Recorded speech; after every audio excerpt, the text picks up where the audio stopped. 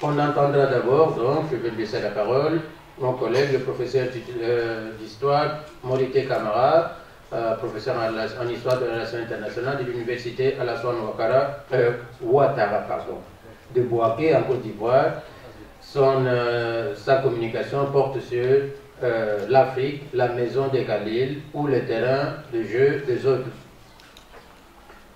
Vous avez la parole, cette fois.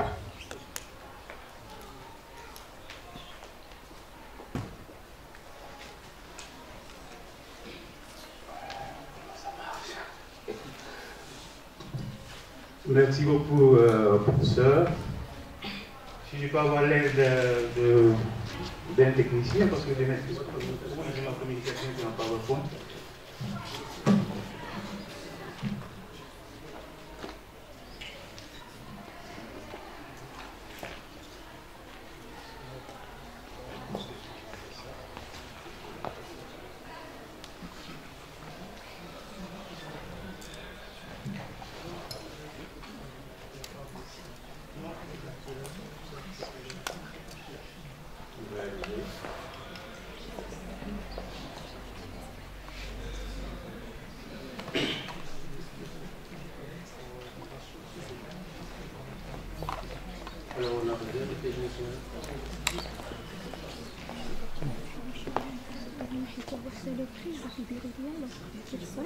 دويان راه خدا قبيله عطانا التصريح على حساب بخي باش نركدو فيديو فيه ديال الاوماج ديال التكريم وهذا كيخلي حيت دابا اللي اللي غنصور حيت نورمالمون حتى الا خديت دابا هاد لي بون كاملين دابا دو ديكلاراسيون كافيين دابا الا زدت الثالثه غادي تكون هادوك اللي داروا التكريم بوحدهم ولكن دابا فهمتك دابا professeur, ما عرفتش نديرهم فيديو mesdames et messieurs, en vos rangs, titre, grade et qualité, j'aimerais commencer par vous remercier, professeur, président de CAP Afrique, ainsi que les autorités de cette université qui nous accueillent, et tous les collègues qui sont dans la salle, ainsi que nos étudiants. L'Afrique, le rôle de l'Afrique dans la gouvernance mondiale. Parler du rôle de l'Afrique dans la gouvernance mondiale, en négligeant de vérifier la capacité de l'Afrique à fonder l'histoire pour elle-même, elle, je pense, mettre la charrue avant les bœufs. C'est pour cela que ma communication porte le titre de l'Afrique, la maison des Khalil ou le terrain de jeu des autres. Je vous explique un peu pourquoi la maison des Khalil. Quand nous étions enfants, mon grand-père avait beaucoup d'appartements que des gens louaient donc avec nous. Et il y avait une famille donc, qui avait un enfant qui s'appelait Khalil, et chez qui on allait jouer chaque matin. Donc on était donc une bande qui se réveillait chaque matin, et la première des directions, c'était de rentrer dans la chambre de ses parents, de jeter le matelas à terre et de faire du trampoline sur le lit, jusqu'à ce qu'on soit trempé de sueur et on sortait pour aller faire autre chose. Et cela, on le faisait tout le temps, et ses parents ne réagissaient pas. Parce que pour eux, j'étais le fils, pardon, le petit-fils du propriétaire, donc ils avaient peur qu'en nous interdisant, peut-être qu'il pourrait avoir des réactions. Et là, un jour, on jouait, et Khalil, en sautant d'une clôture, est tombé sur un tesson de bouteille. Il a donc blessé au pied, et cela a été mal soigné, et il est mort du tétanos.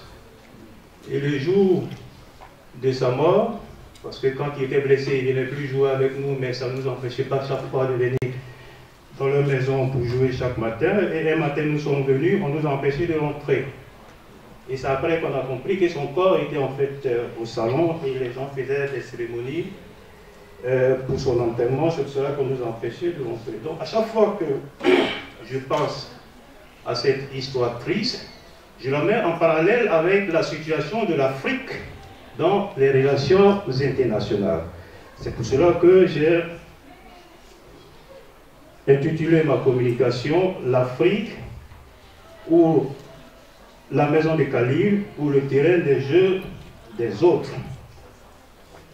Donc, cette présentation, nous aurons donc une introduction qui va nous situer sur l'intérêt de ce sujet. Ensuite, nous allons voir l'objectif de notre communication qui va se dérouler en 3 étapes. La première étape, c'est de la traite négrière, la traite atlantique, à la conférence de Berlin, ou l'appropriation de l'Afrique par les puissances occidentales. La deuxième étape, c'est de voir en quoi la colonisation a implanté les ferments d'une domination sempiternelle.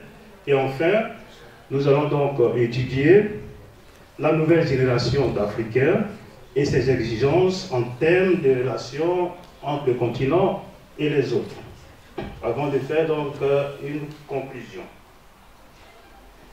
Dans son rapport annuel 2019, la Fondation Bill et Monica Gates, affirme en 2018, nous avons assisté à de nombreuses surprises, bonnes et mauvaises, mais ce qui reste en tête de liste, c'est le fait que l'Afrique ne grandit pas avec le monde.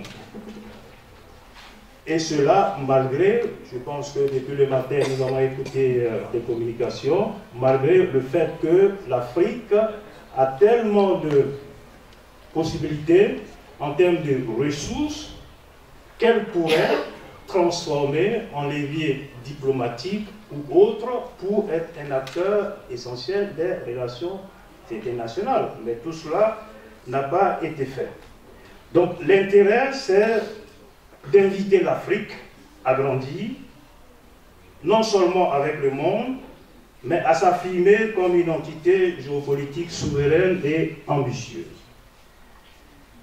La méthode de travail, donc nous avons analysé les faits historiques et contemporains, parce que l'histoire, ce sont des faits. L'historien ne crée pas les faits. Il les porte simplement à la connaissance des contemporains, qui permettent d'expliquer, de comprendre et d'illustrer la situation de terrain de jeu des autres qu'est le continent africain. Donc, comme je l'ai dit tantôt, nous allons évoquer les fondements historiques de l'appropriation de l'Afrique, parce que quand on dit la France a perdu ceci, la France a perdu le Sahel, ou la France a perdu l'Afrique, l'idée de perdre quelque chose suppose que cette chose vous appartienne. Voilà, donc nous allons voir à quel moment cette idée du fait que l'Afrique appartient à X ou à Y a été donc implémentée dans l'esprit des uns et des autres. Ensuite, nous allons donc analyser les ferments de la nouvelle dynamique en cours pour briser, n'est-ce pas, cette domination de l'Afrique depuis le XVe siècle. En petit 1, nous allons donc voir la traite négrière. Christophe Colomb découvre l'Amérique. Et on a besoin d'exploiter ce nouveau monde. Et les premiers ouvriers, la première main-d'œuvre qu'on utilise pour ce travail, ce sont les Indiens. Mais très vite, les Indiens se révèlent incapables de supporter toute la tâche qu'il faut, non seulement pour développer les plantations des produits tropicaux que les Européens allaient chercher en Inde, en Chine, etc., et qu'ils pouvaient maintenant développer sur un espace beaucoup plus proche d'eux. Mais ensuite, quand on découvre les mines d'or, etc., il faut faire ce travail-là. Donc, les Indiens étant incapables de pouvoir faire ce travail, on se tourne d'abord vers les populations africaines qui se trouvaient d'abord sur le continent européen, notamment à Lisbonne, parce qu'au début du XVIe siècle, 1%, 1/10 de la population de Lisbonne était des Africains, donc des Africains qui travaillaient au port ou dans des plantations ou dans des maisons, n'est-ce pas, des Portugais. Donc c'est vers ces gens-là qu'on va se tourner.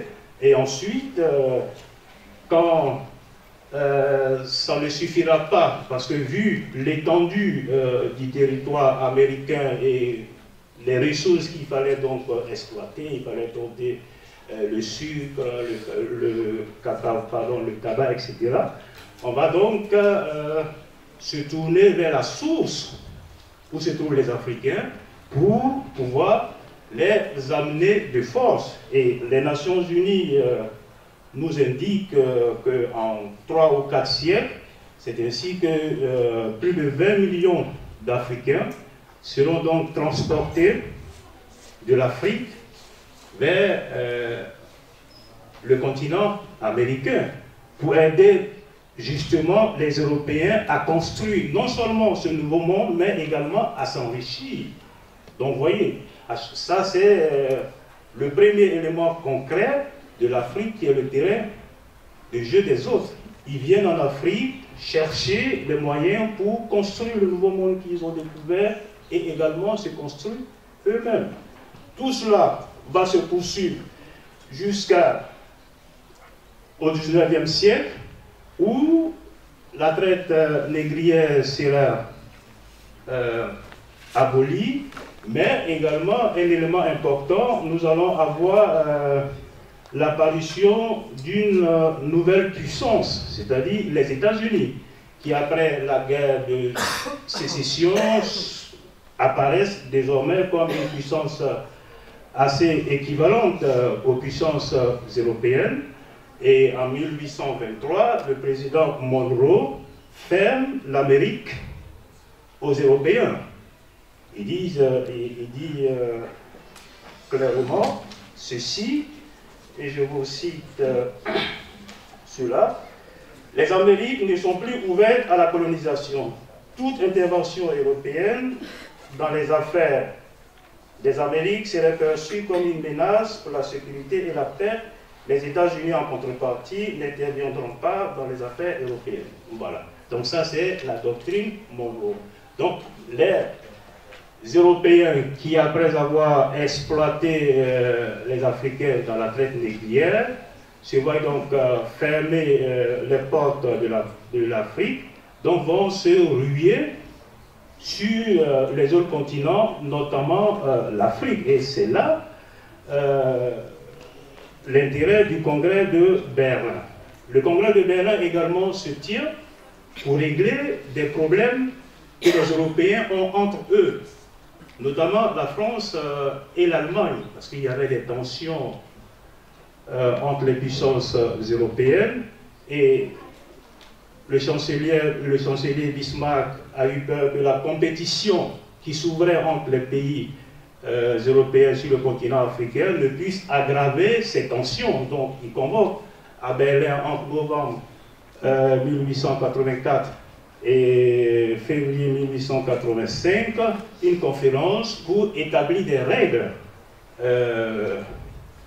pour que tout se passe dans de meilleures conditions. Et pour certains pays comme la France, cette aventure coloniale était un élément de résurrection. Parce qu'après avoir perdu la guerre face à la Prusse en 1870, il y avait donc comme un spleen en France.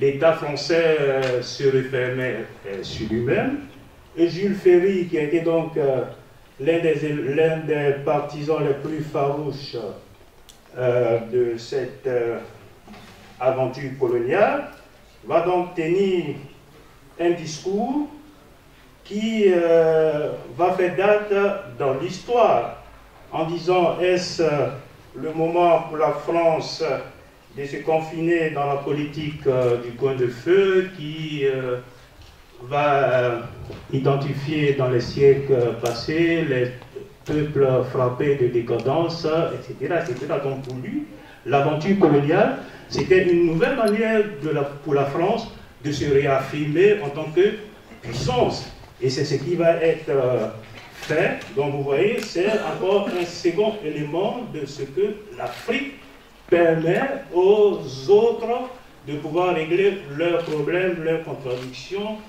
internes. Ensuite, après cette étape de la colonisation, pardon, du lancement de la colonisation, nous avons la colonisation elle-même. J'ai du mal à gérer à ça en même temps, donc je pense que je vais me lier à...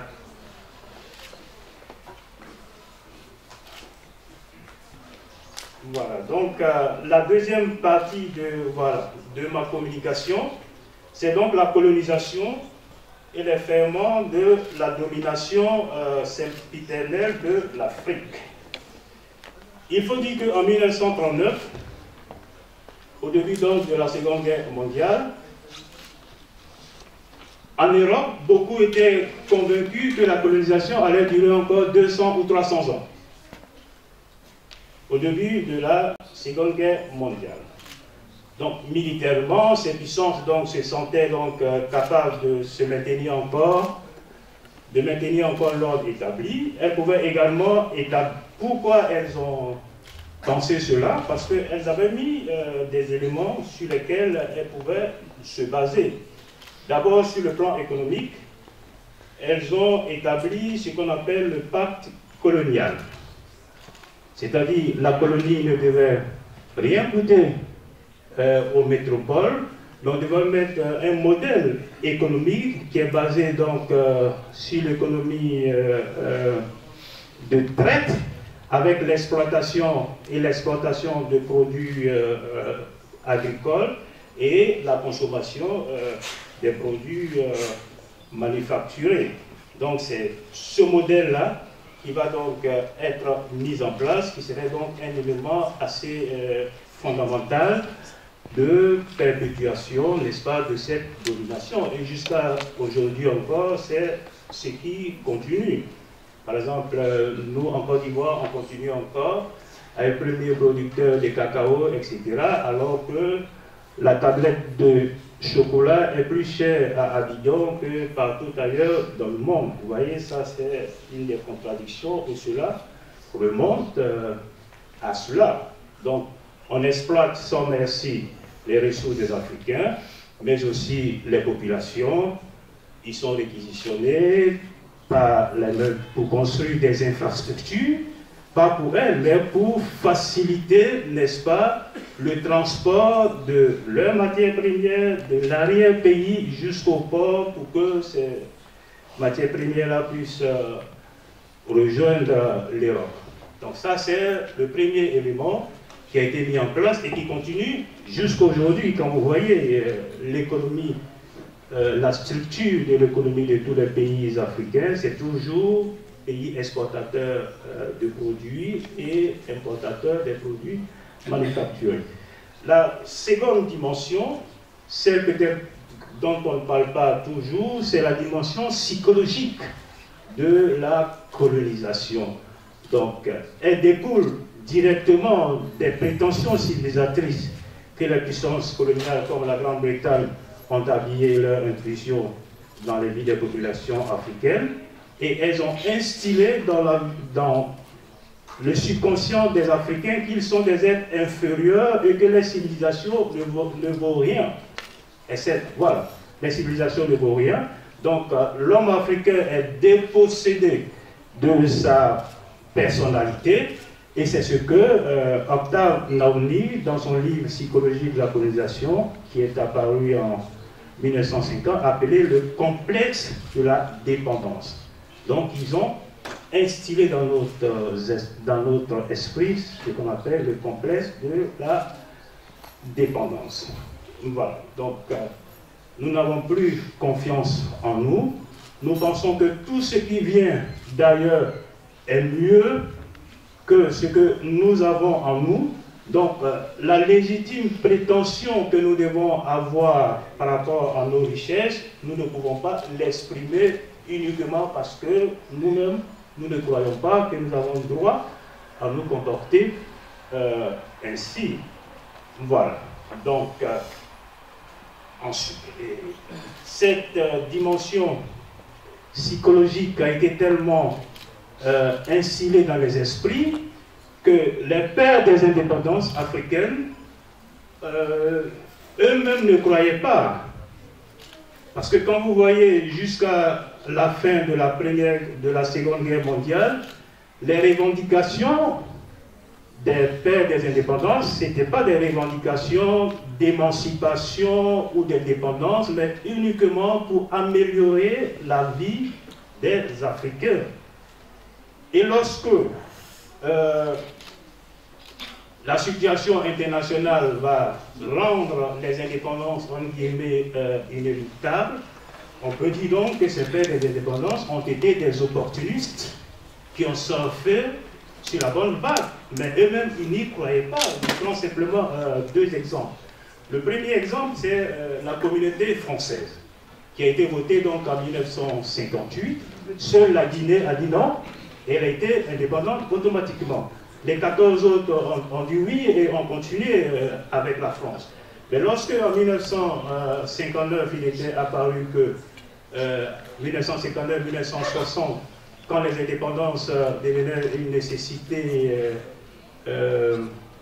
et pour la France et même pour certains pays africains, ce sont les pays africains qui ont demandé au général de Gaulle de transformer le secrétariat général de la commission de la communauté française en cellule africaine de l'Élysée. Et quand vous lisez les mémoires de Jacques Foccart, il dit entre 1961 et 1962, les nouveaux chefs d'État africains ont passé plus de temps à Paris que dans leur territoire. Et il a été obligé de les recevoir plus de 200 fois. C'est dit. Ensuite, nous avons le cas du président Léomba du Gabon, de mon collègue du Gabon qui me regarde, qui a voulu que le Gabon ne soit pas indépendant. Ensuite, que le Gabon soit un département français. Et quand le général de Gaulle a refusé, il a dit non, je veux que sur le drapeau du Gabon, on mette le drapeau français dans un coin, etc. C'est un des trucs vraiment nuls. Mais il a dit, quand vous prenez les mémoires de Jacques Foccart ou du général de Gaulle, ce sont des choses qui sont écrites noir sur blanc. Donc c'est dit que ces présidents-là, qu'on appelle les pères des indépendances, eux-mêmes, ils ont été tellement fomentés par la dimension psychologique de la colonisation, que Naomi appelle donc le complexe de la dépendance, que eux-mêmes, ils n'y croyaient pas. Et c'est pour cela que ces présidents ne vont assumer pas moins que la fonction de représentant des commerces, qui gèrent un pays dans et pour l'intérêt des anciennes puissances coloniales. Et ça, c'est un fait. Ce sont des contremaîtres. Donc, les pays comme la France ont appliqué cette maxime qui dit il faut savoir changer quelque chose pour que tout continue comme avant. Et c'est ça la réalité. Tout continue comme avant. Si maintenant la génération actuelle interroge sur la validité de ces indépendances qui ont été proclamées en chaîne, cela vient de là également. Donc pour sceller tout cela, il y aura donc une série de signatures d'accords et de traités de coopération, etc., qui réservent les matières premières et toutes les richesses de ces colonies-là. On peut dire anciennes colonies, mais moi je pense que de ces colonies-là aux métropoles. Et c'est ça qui est la réalité. C'est pour cela que l'Afrique, je pense que ça a été dit avant moi, c'est comme un homme qui meurt de soif alors qu'il a les deux pieds dans l'eau. Et je prends un simple exemple sur le plan politique. C'est, voici vous avez quelques chiffres ici. L'Afrique qui meurt les pieds dans l'eau, qui meurt de soif les pieds dans l'eau, alors qu'en 2000, vous voyez, les Nations Unies estimaient que le continent possède 54% des réserves mondiales de platine, 78 de celles de diamants, 40 de celles de chrome, etc. Et 19 pays sud-africains possèdent d'importantes réserves d'hydrocarbures, de pétrole, etc., etc. Donc vous voyez cela. Mais l'exemple même qui est beaucoup plus frappant, qui montre que l'Afrique est le terrain de jeu des autres et que ses dirigeants travaillent prioritairement en tant que représentants du commerce des anciennes puissances coloniales, c'est le plan de Lagos qui a été édicté en 1980 par des chercheurs africains pour l'Afrique. Et ce plan prévoyait que jusqu'en 2000, l'Afrique devait donc connaître un certain développement économique, social. Ce plan donc est adopté en avril 1980, mais quelques semaines après, il y a le rapport Burke de la Banque mondiale qui sort et qui propose un autre schéma de développement qui trouve que le problème de l'Afrique ne vient pas de l'extérieur, mais plutôt de l'intérieur. Donc, il faut appliquer des plans d'ajustement structurel. Alors que pour le plan de Lagos, le problème de l'Afrique ne vient pas de l'intérieur, mais de ses rapports avec les autres, notamment dans les échanges sur les matières premières. Donc, les Africains donc, abandonnent le plan de Lagos au profit des programmes d'ajustement structurel qui se résument en cette caricature. Économise ton argent que tu dois prendre pour acheter du pain pour ton enfant, parce que cet argent doit te servir à rembourser la dette que tu me dois. C'est tout. Toutes les explications que les économistes vont donner, c'est ce qu'ils disent, mais voici l'esprit des plans d'ajustement structurel. Et en agissant ainsi, ces plans vont tuer 3 domaines fondamentaux du développement en Afrique. L'agriculture, l'éducation et la santé.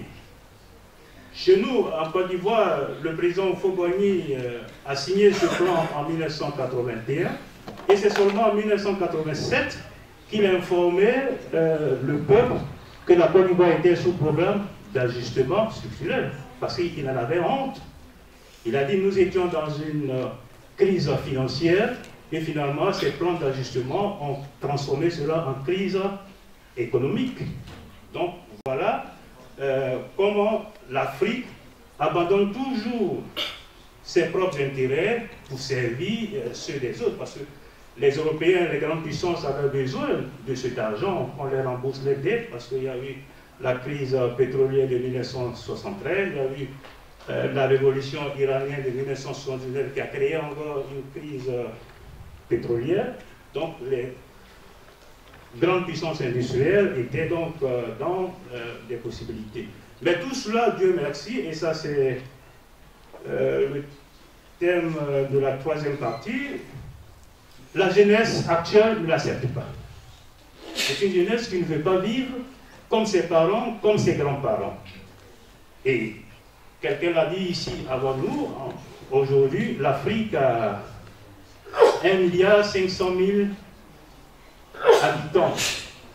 Et selon l'UNESCO, près de 75% de ces gens ont moins de 35 ans. Et le taux d'alphabétisation en 2022 est de 77%. Donc c'est une jeunesse qui est mieux formée que ses parents. Elle est même surinformée à cause des médias sociaux. Elle n'a pas de complexe. Et elle souhaite prendre sa part dans la construction de son continent.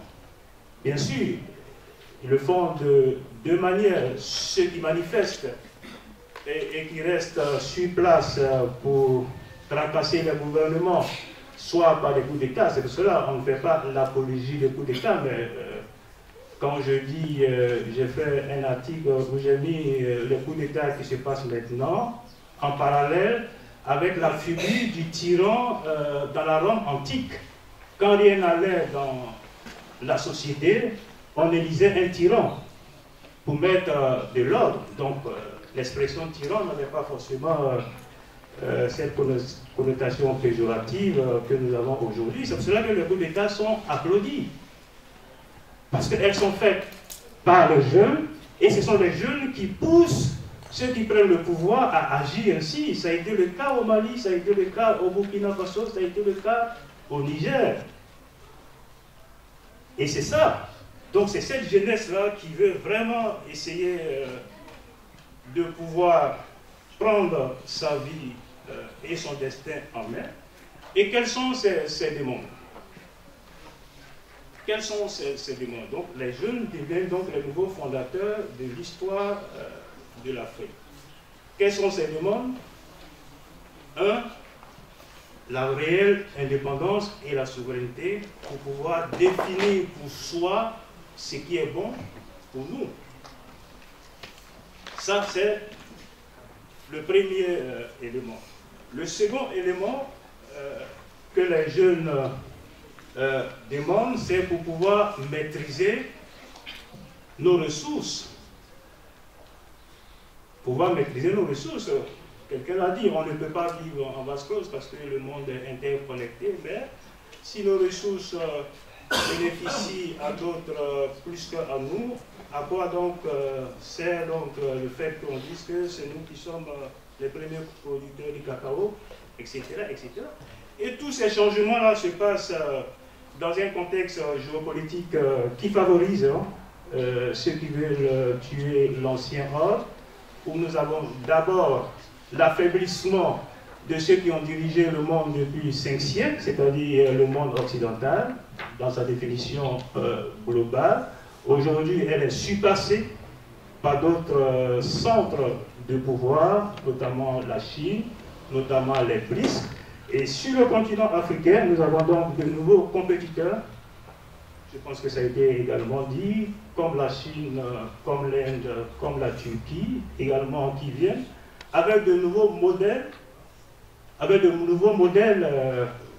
de coopération. Nous avons la Russie, qui est vue comme une alliée des circonstances. Il ne faut pas croire que les jeunes veulent aller de Caraïbes en Silla. Non. Ces jeunes-là sont conscients que ce qui est en jeu, c'est d'abord l'avenir de l'Afrique. Et chez nous, on dit l'avenir appartient aux jeunes. Non. C'est le présent qui appartient aux jeunes. Parce que c'est quand vous avez la force, vous avez l'énergie que vous construisez une maison. Ce n'est pas quand vous avez 80 ans que vous allez construire quoi que ce soit. Donc cet adage, l'avenir appartient aux jeunes, personne n'y croit. C'est le présent qui appartient aux jeunes. Et moi, à mes étudiants, je leur dis cela. Il faut prendre vos responsabilités. Construisez le monde dans lequel vous voulez vivre, qui est différent du monde de vos pères et de vos grands-parents. Donc voilà, on me dit qu'il me reste 5 minutes, donc je vais lire rapidement la conclusion de mon travail. Je pense que dans les échanges, on pourra toujours venir les éléments. Donc, en conclusion, on peut dire le continent, considéré comme le berceau de l'humanité et abritant les plus grandes ressources naturelles au monde, a été confiné dans la distribution internationale au rôle de pourvoyeur de matières premières et de consommateur de produits manufacturés et de technologies venues d'ailleurs. Mis sous domination étrangère depuis le XVe siècle et psychologiquement conformé à servir de terrain de jeu pour la promotion et la sauvegarde des intérêts des autres, l'Afrique a abdiqué à assumer la légitime prétention qui devait être la sienne par la conversion en levier politique et diplomatique, la convoitise que suscitent ces richesses naturelles dans le monde. Tout fonctionne depuis toujours comme si les Africains ne savent pas ce qui est essentiel pour eux et doivent se conformer pour cela aux directives des autres. Il est vrai qu'en Afrique, nous sommes dans un écosystème qui privilégie les valeurs d'expérience et de sagesse, dont sont dépositaires les anciens, et qui fonde la relation verticale entre eux, destinée à commander et les jeunes sommés d'obéir. Mais les moteurs qui conduisent le développement dans le monde actuel fonctionnent avec d'autres variantes dont la non prise en compte équivaut à une condamnation à la stagnation de la société concernée. Dès lors, les dynamiques politiques et sociales qui traversent actuellement l'Afrique sont la résultance de l'expression de les forces de vie, de réflexion, d'ambition, d'indignation, de révolte et de colère créatrice et salvatrice de la jeunesse africaine pour qui ne se satisfait pas que leur continent continue à être à l'image de la maison de Camille, l'air de jeu des autres. Sauf que cette lutte n'est pas gagnée d'avance, loin s'en faut. C'est ainsi que dans une interview au Figaro le 17 avril 2024, le général François Lecointre, ancien chef d'état-major de la France, qui a reconnu que son pays ne faisait pas la guerre pour la démocratie, mais pour ses intérêts, estime que dans les prochaines années, la France et l'Europe devront intervenir militairement en Afrique pour protéger leurs intérêts. Je vous remercie.